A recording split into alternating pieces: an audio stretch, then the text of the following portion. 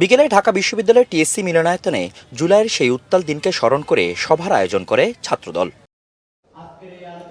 ঢাকা বিশ্ববিদ্যালয়ের টিএসসিতে গণ অভ্যুত্থানের বাকবদলের দিন শীর্ষক এই আলোচনায় উঠে আসে ২৪ জুলাইয়ের সেই উত্তাল দিনগুলো, যখন টিয়ারশেল, বুলেট আর সাউন্ড গ্রেনেডের বিভীষিকায় রণক্ষেত্র হয়েছিল ঢাকা বিশ্ববিদ্যালয় সহ পুরো দেশ। যারা ইতিহাসের বাঁকে বাঁকে সাধারণ জনগণের এবং গণমানুষের বিপক্ষে দাঁড়িয়েছিল, সেই ৭১-এর পরাজিত শক্তি, তারাও দেশে একটি মাতৃসময় পরিস্থিতি তৈরি করতে চায়। এটি হলো বর্তমান বাস্তবতা।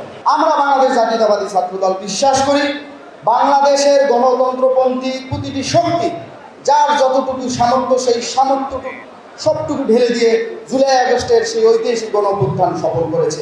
অনুষ্ঠানে প্রধান অতিথির বক্তব্যে স্বরাষ্ট্রমন্ত্রী বলেন, শেখ হাসিনা দেশে ফেরার সাথে সাথেই তাকে আইনের আওতায় আনা হবে।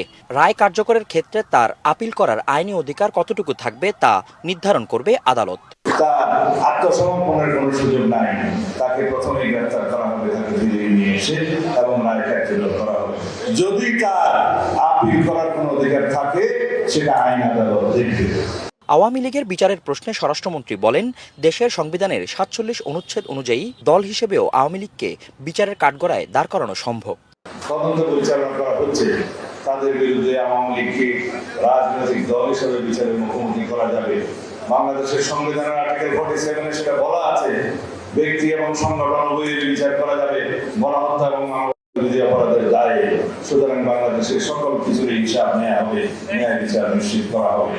জুলাই বিপ্লবের কৃতিত্ব কোনো একক ব্যক্তি বা গোষ্ঠীর নয়, বরং এই অর্জন দেশের আপামর জনসাধারণের। জুলাইয়ের শক্তিকে কাজে লাগিয়ে দেশে চিরতরে ফেসিবাদের কবর রচনা করতে হবে বলে জানান তিনি। নতুন করে ছাত্র গণ অভ্যুত্থানের মধ্য দিয়ে আমরা জনপ্রত্যাশিত গণতন্ত্রকে মুক্ত করতে পেরেছি। ফজলে আদিত্য, দেশ টিভি, ঢাকা।